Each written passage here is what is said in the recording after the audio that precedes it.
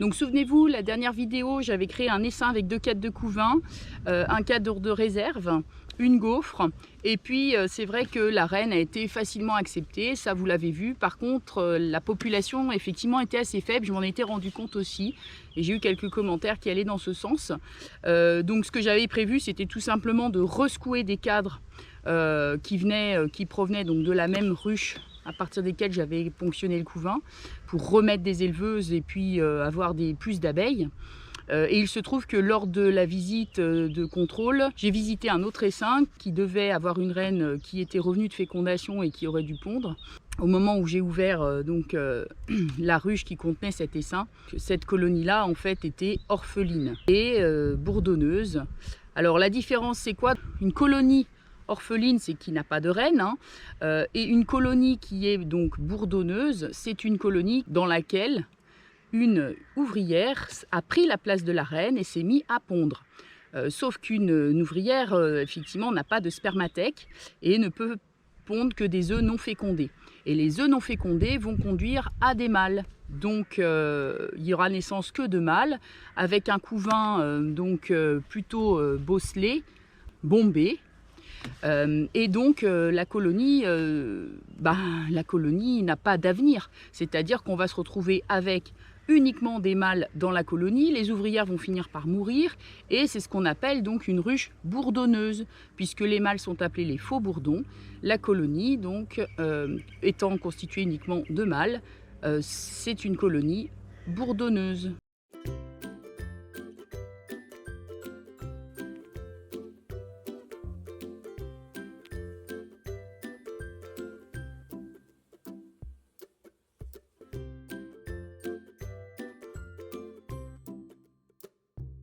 Voilà, alors un cas intéressant, en fait, juste là, il y avait cette ruche que je viens de décaler parce qu'en fait, elle est bourdonneuse.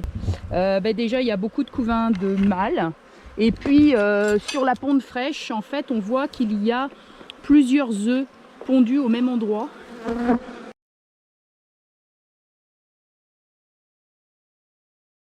En fait, il y a 3 œufs pondus dans une même alvéole. Donc ça indique en fait que c'est une abeille tout simplement qui s'est mise à pondre. Donc une ouvrière a pris le relais, ne voyant pas de reine revenir de la fécondation, hein, parce qu'en fait là c'était des cadres que j'avais... donc on voit, il y a un reste de cellules royales operculées, d'ailleurs je peux vous montrer ça. Hein. Hop.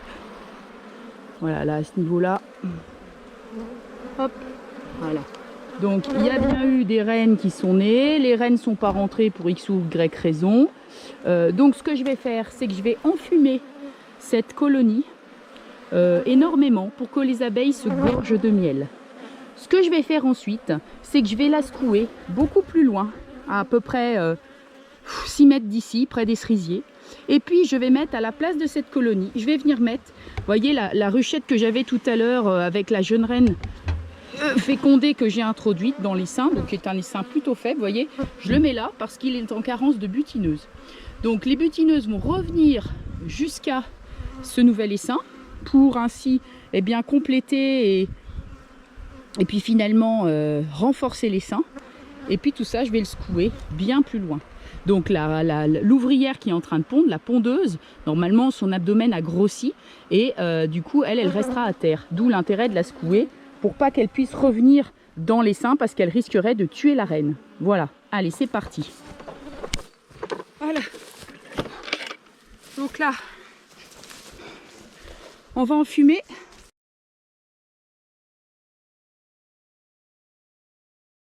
Ici, ce sont des vieilles abeilles de toute façon, puisque c'est une ruche qui est devenue bourdonneuse.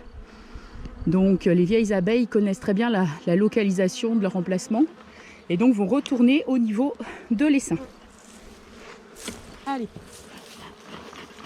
Voilà, et si ça ne veut pas partir, on va secouer les cadres. Hein. Voilà. Donc ça fait toujours mal au cœur, mais on est obligé. Hein.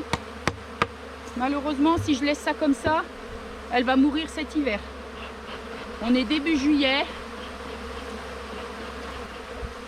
Voilà, donc la partition, bon, ça pas de souci.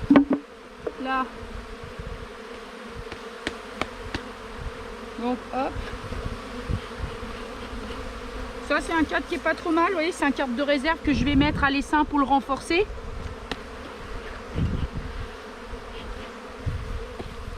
Hop. Et puis les cadres qui sont pleins de mal, ça je vais les recycler. Hein. Vous voyez, ces cadres là c'est moche quand même. Hein. Voilà. Donc ce cadre là va être recyclé.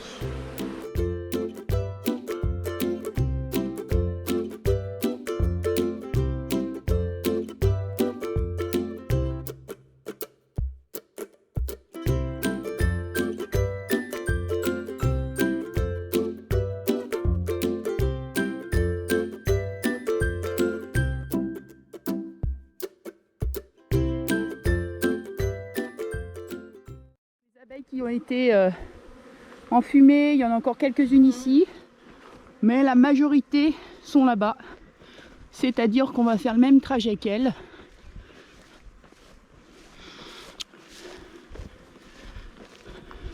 Voilà, elles sont retournées à leur emplacement d'origine. On voit qu'elles marquent le rappel. Donc ce que je vais faire maintenant, c'est que je vais les transvaser dans leur ruche d'origine. Donc là, tout le but de la manip, hein, c'était d'éliminer éventuellement l'abeille ouvrière qui a pris la place de la reine et qui pond, et donc de rassembler avec l'essaim qui vient d'avoir une reine fécondée introduite il y a 5 jours.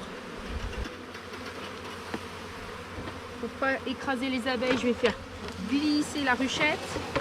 Hop, je vais rapidement mettre la ruche donc à la place. Voilà. Et puis je vais transvaser simplement donc les cadres dans la ruche.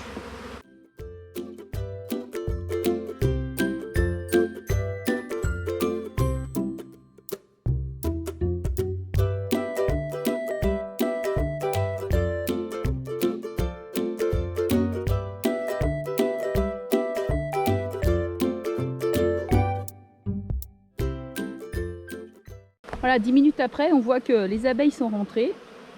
Il n'y a quasiment plus d'abeilles qui sont sur la porte. Certaines abeilles battent le rappel, donc ça c'est bon signe, indiquant que c'est là la maison.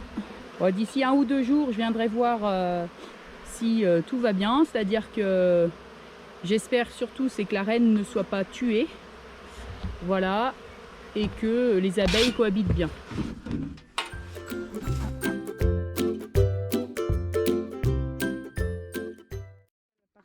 Je vais voir du coup ce que je fais de mes cadres gaufrés. S'il y a trop de place, pas assez de place, je vais réadapter le volume.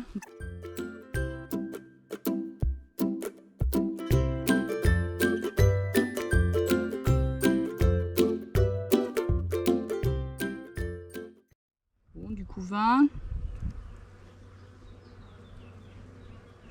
Ok, donc ça c'était le couvain que j'avais mis quand j'ai fabriqué l'essaim.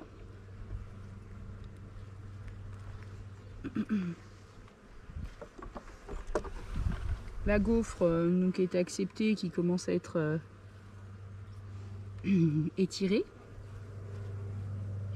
Alors que je mets effectivement en plein centre du couvain, m'a demandé, bon là on est début juillet, donc on peut mettre une gaufre en plein milieu de la ruche, puisque il fait assez chaud, ça va pas refroidir le couvain, d'accord. La reine est là, regardez. Vous la voyez comme elle est belle, la reine, là? Voilà, elle est là. Elle est là. Donc là, je vais attendre qu'elle revienne sur le cadre. Voilà, pour pas l'écraser, parce que quand elle est dans le bord, c'est là qu'on risque de l'écraser. Alors, on va vérifier. Donc, on a bien la reine. On va vérifier si elle a commencé à pondre.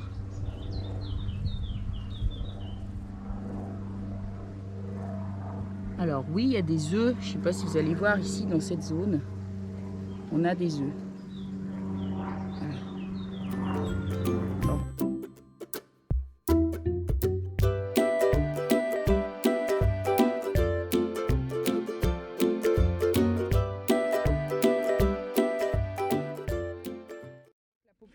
Elle est plutôt 1, 2, 3, 4, 5 cadres occupés.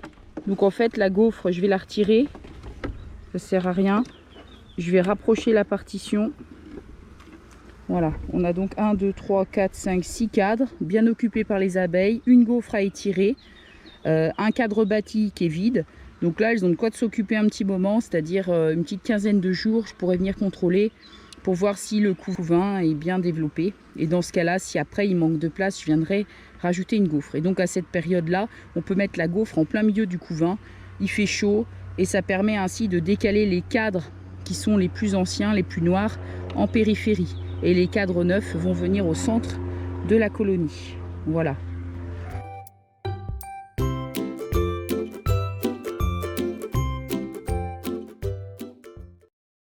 J'ai pu sauver cette colonie bourdonneuse en rassemblant cette colonie avec le jeune essaim qui contient la reine fécondée. J'espère que cette vidéo vous a plu et j'espère vous retrouver bientôt sur ma chaîne Happy Sortous. Allez, salut!